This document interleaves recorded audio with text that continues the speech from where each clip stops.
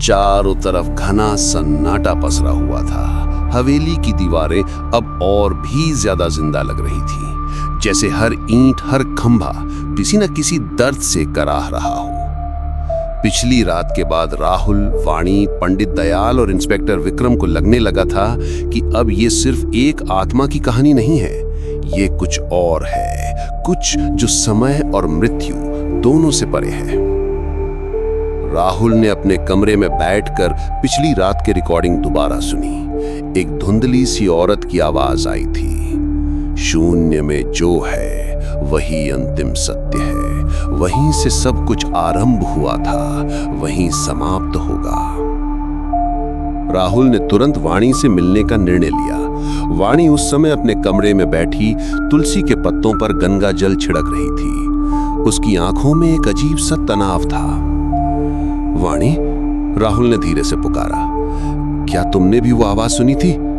वाणी ने अपना सिर धीरे से हिलाया।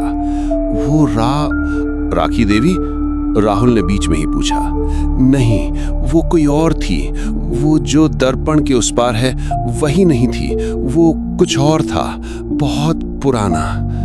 पंडित दयाल उस समय हवन की तैयारी कर रहे थे।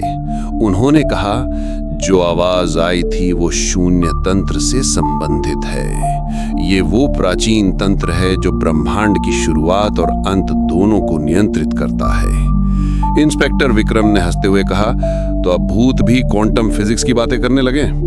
ये मजाक का समय नहीं है इंस्पेक्टर, पंडित ने तीखे स्वर में कहा। अगर हमने उस शक्ति को नहीं रोका तो पूरा गांव, नहीं शायद पूरी धरती इस तंत्र के प्रभाव में आ सकती है। रात का समय हुआ। हवेली के बीचों बीच एक दरवाजा खुला जो पहले कभी नहीं देखा गया था। वो दरवाजा लकड़ी का नहीं बल्कि लोहे और कुछ अज्ञात धातुओं का बना था। उस पर तंत्र मंत्र की भाषा में कुछ लिखा था जिसे सिर्फ वाणी ही महसूस कर सकी। ये दरवाजा आत्मा के संसार को भौतिक जगत से जोड़ता है, वाणी बोली जैसे कोई और उसके जरिए बोल रहा हो। राहुल ने अपना कैमरा ऑन किया।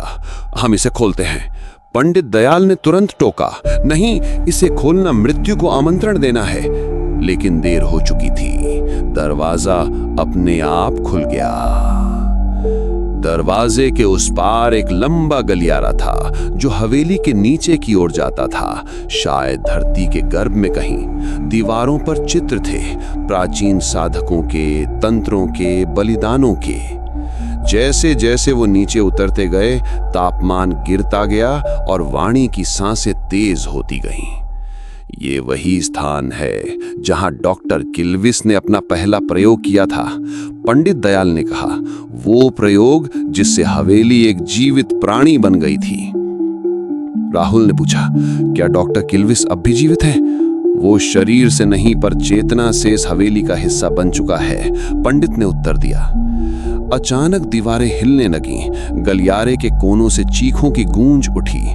वाणी ने जमीन पर बैठकर मंत्र पढ़ने शुरू कर दिए। हवा का दबाव बढ़ने लगा और राहुल ने देखा एक प्राचीन आईना उनके सामने था, वही आईना जिसमें राखी देवी कैद थी। पर इस बार आईना शांत नहीं था, उसमें आंख की लपटें थीं और राखी देवी की जगह एक काली परछाई थी। उसका चेहरा नहीं था, बस एक काला धुआं जिसकी आंखों से खून टपक रहा था। तुम्हें नहीं समझना चाहिए था कि ये सिर्फ मेरी कहानी है, ये उस तंत्र की कहानी है जिसे देवताओं ने भी छिपा दिया था।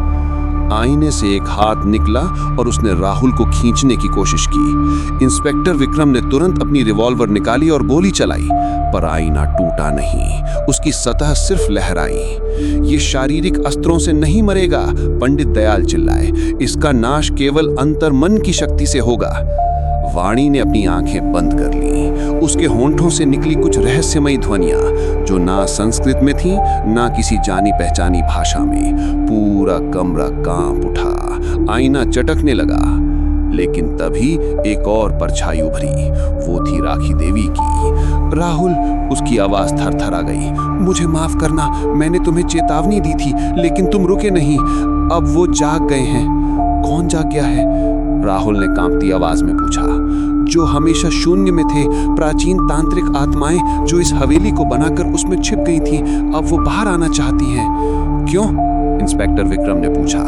क्योंकि वे तुम्हारे जरिए फिर से मानव संसार में प्रवेश करना चाहती हैं, और राहुल, तुम चुने गए हो। अचानक राहुल के शरीर में तेज बिजली दौड़ गई। उसके शरीर के ऊपर कुछ अजीब से चिन्ह उभरने लगे, जैसे जलते हुए तांत्रिक टैटू। वाणी ने चिल्लाकर कहा, पीछे हटो, वो उसका शरीर ले रहे हैं। पर कुछ देर बाद सब शांत हो गया। राहुल जमीन पर बेहोश पड़ा था। वाणी उसके पास गई और उसके माथे पर हाथ रखा। अब समय बहुत कम है, उसने धीमे स्वर में कहा। अगर हमने अगली पूर्णिमा से पहले तंत्र को बंद नहीं कर पाया तो सब कुछ समाप्त हो जाएगा। उस रात हवेली के बाहर एक अजीब सी आंधी चली। गांव वालों ने आसमान में लाल रंग की रोशनी देखी और हवेली से आती धुनी को सुना, जैसे कोई प्राचीन देवता अपने मंदिर से पुकार रहा हो।